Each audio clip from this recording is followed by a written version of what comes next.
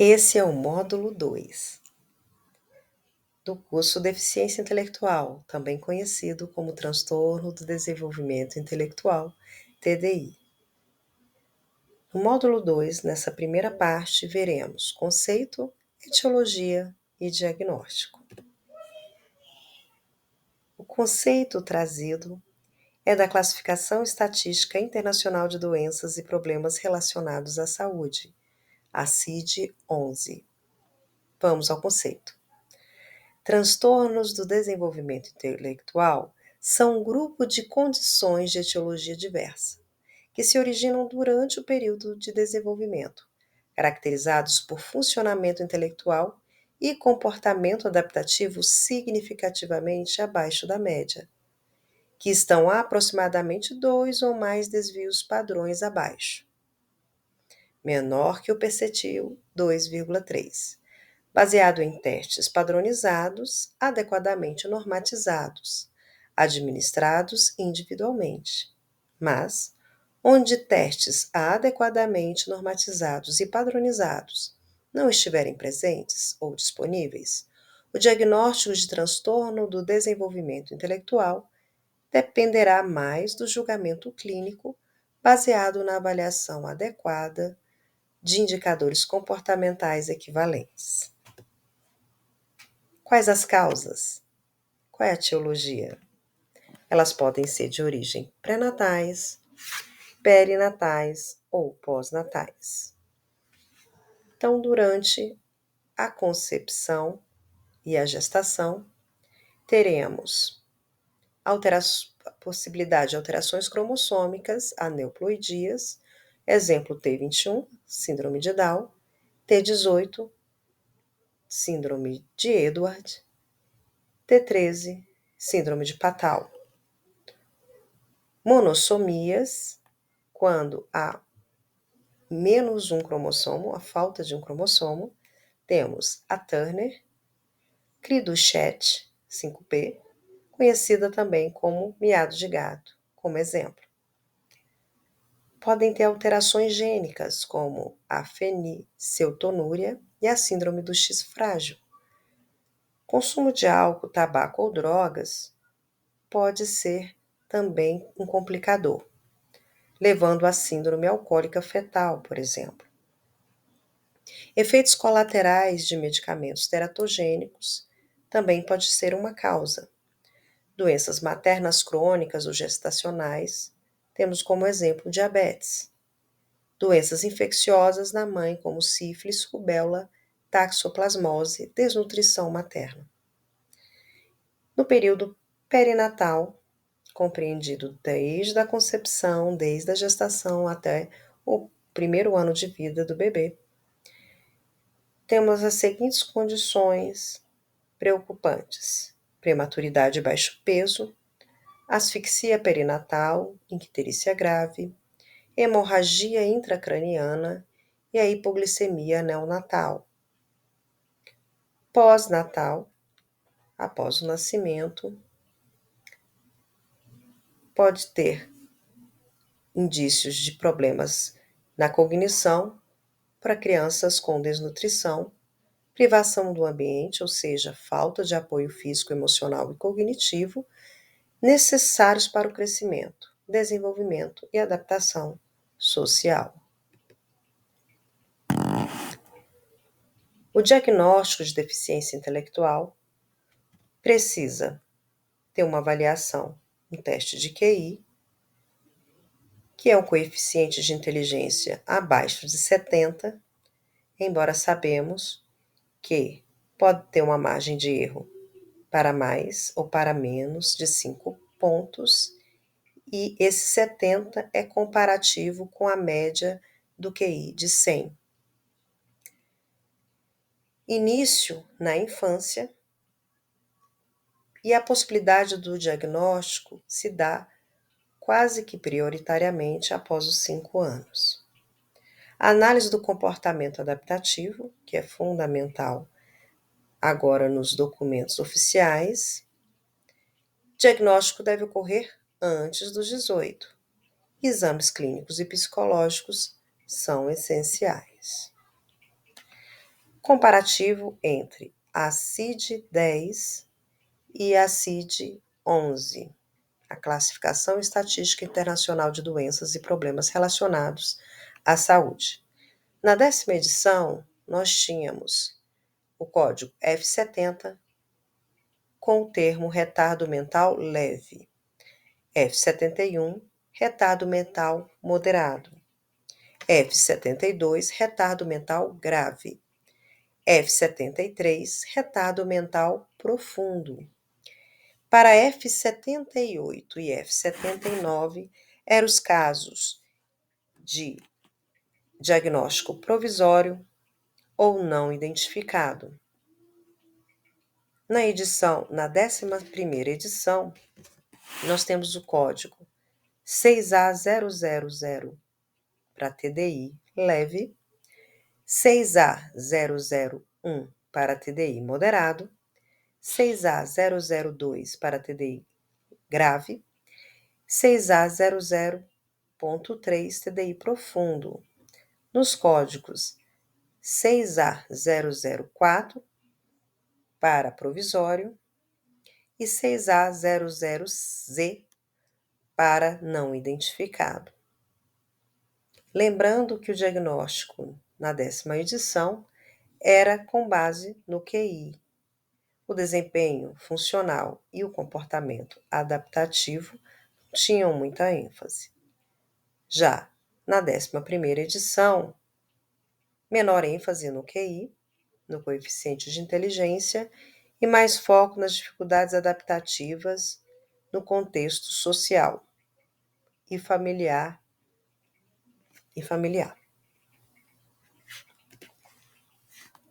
DCM-5-TR, Manual Diagnóstico Estatístico de Transtornos Mentais, 5ª edição, o texto revisado, traz o conceito. De acordo com o DCM-5, caracteriza-se a incapacidade intelectual por uma função intelectual significativamente baixo da média, frequentemente expresso como um coeficiente de inteligência menor que 70 a 75, combinada com limitações no funcionamento adaptativo, isto é, comunicação, orientação, habilidades sociais, autoproteção, uso de recursos comunitários e manutenção da segurança pessoal, junto com a demonstração de necessidade de apoio. A conduta envolve educação, aconselhamento familiar e apoio social. Níveis de gravidade do DSM-4, fazendo uma revisão histórica. Embora a gravidade da DI não seja mais classificada de acordo com a pontuação de QI, de coeficiente de inteligência, a gravidade foi historicamente classificada da seguinte forma. QI 50 a 70 era retardo mental leve, que era 85% dos casos. QI 35 a 50, retardo mental moderado, 10% dos casos. QI 20 a 35, retardo mental grave, 4% dos casos. QI abaixo de 20 era para retardo mental profundo, que representava 1% dos casos.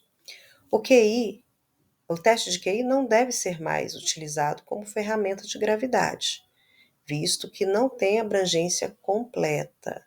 Agora, a ênfase é nas funções adaptativas. Níveis de TDI, de transtorno do desenvolvimento intelectual, no DCM-5-TR. Atualmente, a gravidade da DI é definida pelo grau de comprometimento do funcionamento adaptativo e pelo nível de suporte necessário, e não pela função intelectual ou pontuação do coeficiente de inteligência. Agora, então, nós temos os níveis de suporte para o DCM-5-TR. O código 317 é para deficiência intelectual leve, 318, deficiência intelectual moderada, o 318.1, deficiência intelectual severa, e 318.2, deficiência intelectual profunda. Vamos entender mais o diagnóstico. O diagnóstico precoce é fundamental para intervenções eficazes. A compreensão das causas subjacentes, intervenções personalizadas são fundamentais para o êxito. Então, o médico vai observar, assim como os pais, os familiares e demais profissionais envolvidos, a lentidão ou atraso dos marcos do desenvolvimento, nas funções de linguagem, habilidades motoras e na interação social. É importante também descartar problemas auditivos ou visuais. Convulsões. Verificar as possibilidades de distúrbios convulsivos. Ressonância magnética de alta resolução e eletroencefalograma são exames para confirmar ou descartar essas condições. Preocupação, como no caso de síndrome de West, que tem espasmos infantis associados a atraso grave no desenvolvimento, ou síndrome de Lennox-Gastaut, epilepsia de difícil controle com impacto na cognição. Identificar ou excluir anomalias estruturais no sistema nervoso central. Ressonância magnética ou tomografia computadorizada são capazes de verificar lesões cerebrais, malformações congênitas ou traumas. Lesões cerebrais adquiridas na infância, danos ocorridos após o nascimento. Temos a hipoxia isquêmica perinatal, falta de oxigênio no parto, resultando em lesões cerebrais e atrasos no desenvolvimento. A paralisia cerebral causada por danos cerebrais antes, durante e logo após o nascimento, levando a dificuldades motoras e cognitivas. Traumatismo cranoencefálico, TCE, pode causar déficits intelectuais dependendo da gravidade da lesão. Infecções e inflamações cerebrais, detectadas por ressonância magnética, tomografia computadorizada ou exame de líquor da coluna. Meningite e encefalite podem ser descartadas ou não, que são inflamações causadas por vírus ou bactérias que podem gerar sequelas cognitivas. Neurotoplasmose congênita, infecção transmitida pela mãe, causando calcificações cerebrais e microcefalia. Citomegalovírus congênito, pode gerar alterações estruturais no cérebro e deficiência intelectual. Exames genéticos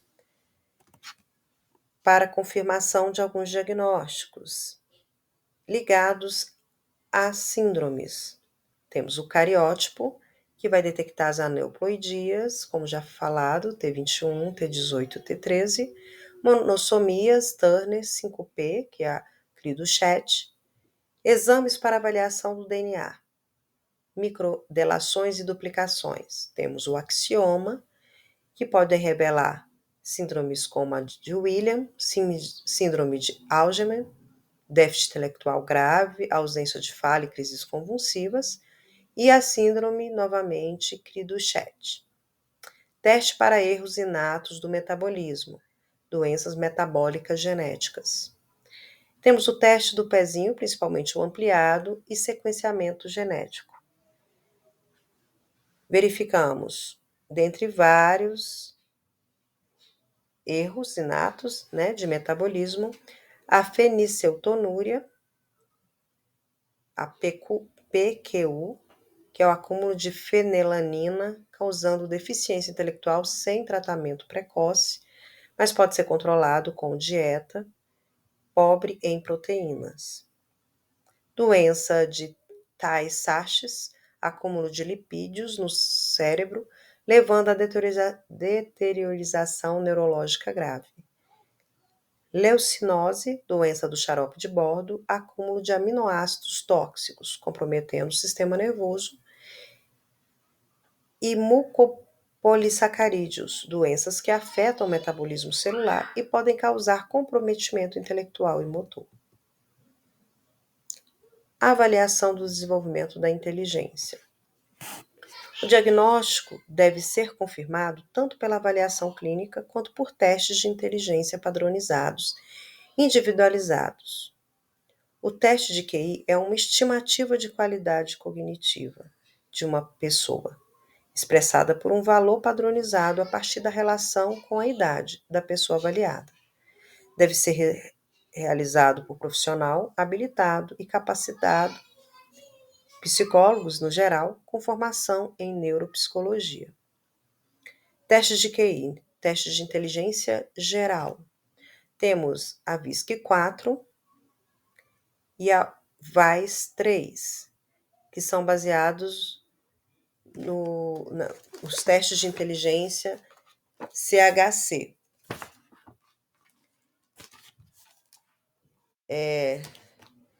Temos a VAIS-3, a VASI, que é mais resumida, a WNV e a SOM-R. Todos eles verificam várias capacidades e habilidades, são estratos de camada com capacidades específicas, amplas ou gerais. Eles vão avaliar inteligência fluida, cristalizada, memória de longo prazo, processamento visual, conhecimento quantitativo, mas elas têm adaptação, mas não padronização no Brasil. A VASI é um teste mais resumido, feito geralmente em ambiente hospitalar, por ser mais curto, né? E temos também testes do comportamento adaptativo. O padrão ouro é a Vineland e a ABA-3. A ABA-3 pode estar perto de uma padronização, mas nenhum dos testes que medem o comportamento adaptativo, eles possuem padronização no Brasil ainda. Os profissionais acabam preferindo utilizarem testes abrangentes que não são necessariamente para avaliação do comportamento adaptativo, como idade, que é o inventário dimensional de avaliação do desenvolvimento infantil. Ele é multidimensional, verifica o cognitivo socioemocional, a comunicação, a linguagem expressiva, a motricidade ampla, afine o comportamento adaptativo. Não é exclusivo. Também muitos médicos usam a CIF, Classificação Internacional de Funcionalidade, Incapacidade e Saúde. Temos o Inventário de Avaliação Pediátrica de Incapacidades, o PED, e o mais conhecido até por professores, o IPO, o Inventário Portage Operacionalizado. Interdisciplinariedade no diagnóstico é fundamental. Os multiprofissionais, envolvimento de uma equipe multidisciplinar. Médicos, professores, psicólogos, fonoaudiólogos e terapeutas ocupacionais precisam trabalhar em conjunto. Importância do diagnóstico precoce. A realização desses exames permite identificar precocemente as causas da deficiência intelectual, ajudando a direcionar o tratamento e intervenções adequadas para melhorar a qualidade de vida da pessoa.